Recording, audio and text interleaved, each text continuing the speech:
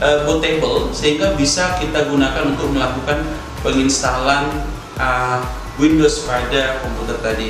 Jadi sebelum kita melakukan penginstalan, kita pertama belajar bagaimana cara memasukkan ISO ke dalam flash disk. Nah, kebetulan saya sudah mendownload dua software yang akan kita jadikan sebagai bootable flash disk. Yang pertama adalah Windows originalnya, yaitu yang Windows 7 yang 32 bit ya, yang trial. Kemudian kita juga mendownload yang aplikasi Win2Flash yang nantinya kita gunakan untuk mengubah aplikasi dari ISO ke dalam flash disk sehingga dia berbentuk menjadi software yang bisa bootable. Oke. Nah, bagaimana caranya? Kita mulai dengan yang pertama. Memasukkan flash disk ke dalam perangkat. Di sini saya sediakan sebuah flash disk kosong. Sebenarnya minimal itu 8 GB ya. Jadi saya sediakan flash disk yang lebih besar, itu 32 GB. Tapi saya sarankan minimal itu 8 GB ya. Kemudian setelah kita masukkan flash disknya, kemudian sebelumnya saya sudah menginstal aplikasi Win2Flash ini dia, lalu saya ekstrak hasilnya ini dia, Win2Flash. Kemudian juga file ISO dari Windows 7 32 bit ya. Nah, ini kita boleh download dari internet. Kemudian nantinya file ISO ini akan kita ekstraknya dalam flash disk yang kosong tadi dengan menggunakan bantuan aplikasi Win2Flash. Nah, bagaimana caranya? Pertama seperti ini, kita buka dulu aplikasi Win2Flash, maka muncul pengaturan seperti ini. Dari pengaturan pertama itu ada Flash Start Wizard, next kan aja. Di sini Anda jangan lupa siklus pilihan file except EU lah ya, lalu kita next kan. Nah, di sini kita pilih aja dulu free license karena kita pilih trial. Nah, setelah itu kita akan masuk ke panel utama dari Win2Flash tadi, yaitu yang pertama ini ya.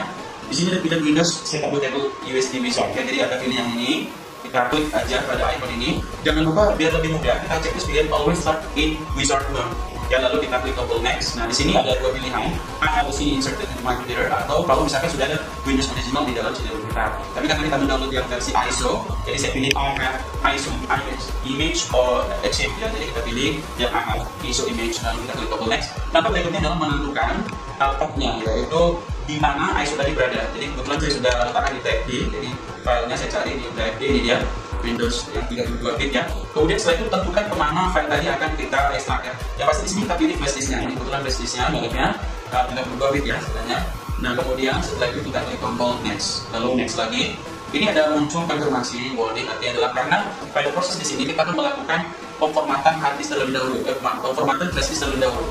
Jadi pastikan memang tidak ada data penting yang ada pada flash disk Anda, karena proses memasukkan booting bootable USB ini harus dilakukan dengan memformat flash disk terlebih dahulu. Kalau sudah yakin tidak ada, kita klik tombol continue dan ada checklist pada pilihan I do accept the license agreement. Lalu Anda klik tombol continue, tunggu sampai proses ini sampai penuh ya, atau sampai 100%. Dimana nanti sampai seluruh file-file dari ISO tadi diekstrak, karena dia harus melakukan pemformatan terlebih dahulu, lalu terjadilah booting ataupun terjadilah pengekstrakan file dari ISO tadi ke dalam flash disk yang sudah diformat. Nah, jadi sebenarnya proses pemindahan Windows ke dalam flash disk itu tidak disarankan dengan cara di copy. Kenapa? Kita menggunakan teknik Win2Flash atau memasukkan bootable USB.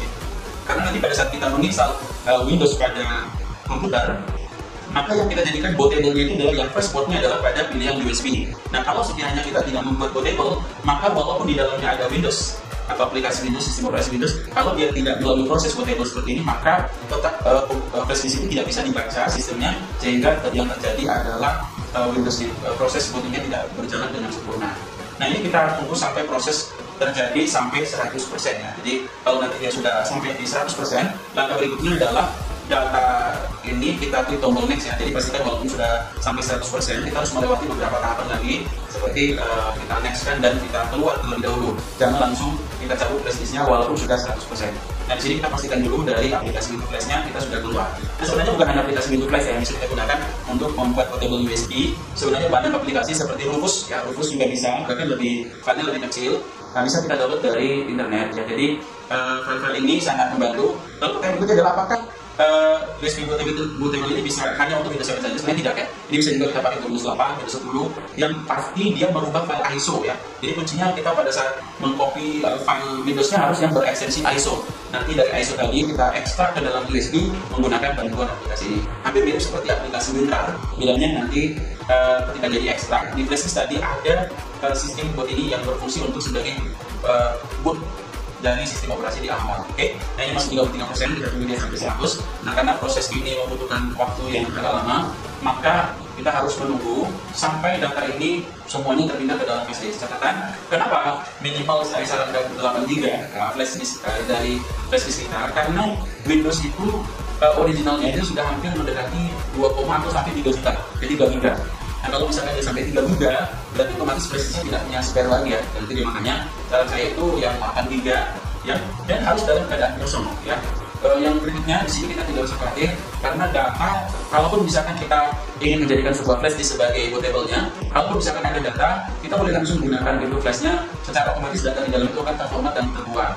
Nah, tetapi ada baiknya sebelum Anda menjadikan flash disk sebagai bootable USB, pastikan terlebih dahulu bahwa filenya sudah memang filenya sudah terhapus atau tidak ada file yang penting di dalam file dari USB-nya. Oke, nah, kita sudah selesai seperti ini, maka kita klik tombol exit ya. Lalu setelah kita klik tombol exit, ada baiknya kita keluar dulu, lalu kita pilih aja next time.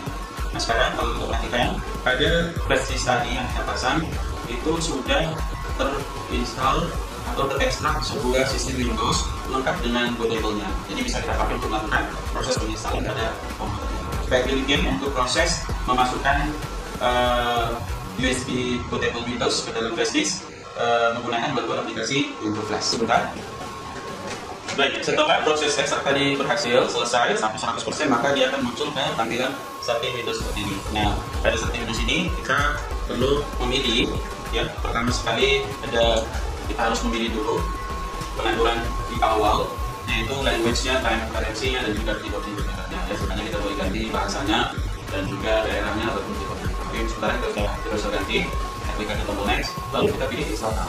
Oke, file yang tadi sudah diekstrak akan diinstal ke dalam PC kita, ke dalam hard disk tentunya, yang akan pertama sekali muncul tampilan seperti ini. Ya, ini adalah pengaturan kebijakan license sistemnya. Jadi sebenarnya kita baca dulu license ini, lalu kita cek terus pada pilih I accept the license term. Nanti kita menerima persetujuan dari izin ini, kita next kan. Nah ini yang saya bilang tadi pilihannya, apakah kita mau upgrade atau pilih custom. Nah kalau kita pilih upgrade, berarti kita hanya ingin meningkatkan performa dari Windows sebelumnya ke yang terbaru. Ini bisa kita lakukan kalau sebelumnya kita menggunakan Windows XP atau mungkin menggunakan Windows 7 yang versi yang pertama. Sedangkan kalau kita pilih custom, berarti kita harus memformat Windows tadi, memformat hard disknya dari nol dan kita membuat settingan yang baru. Oke.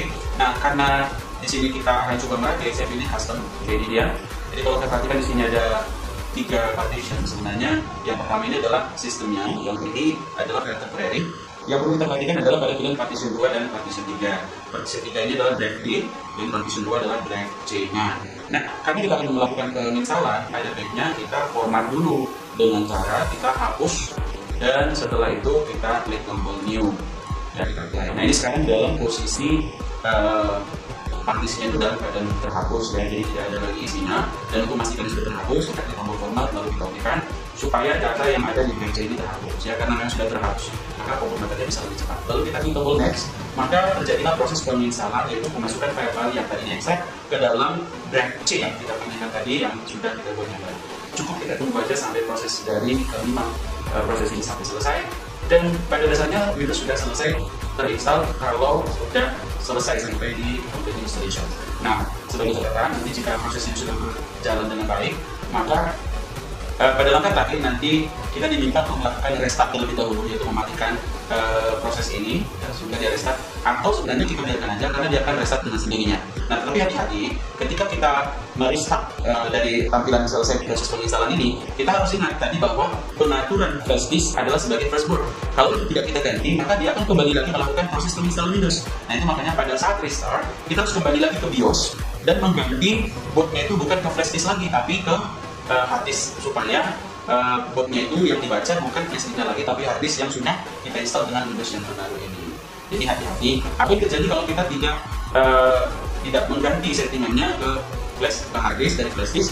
Bisa jadi nanti pada saat kita terlena atau kelupaan, maka ketika dia restart jalan, maka dia akan kembali muncul proses penginstalan Windows dimulai lagi dari awal, dan itu akan sangat tidak baik ya, karena sebagai catatan hard disk itu tidak boleh kita install berkali-kali. Jadi sebenarnya hard disk itu hanya buka data tertentu yang kita format. Karena memformat harddisk terlalu sering bisa berakibat terhadap rusaknya piringan dari harddisk tersebut.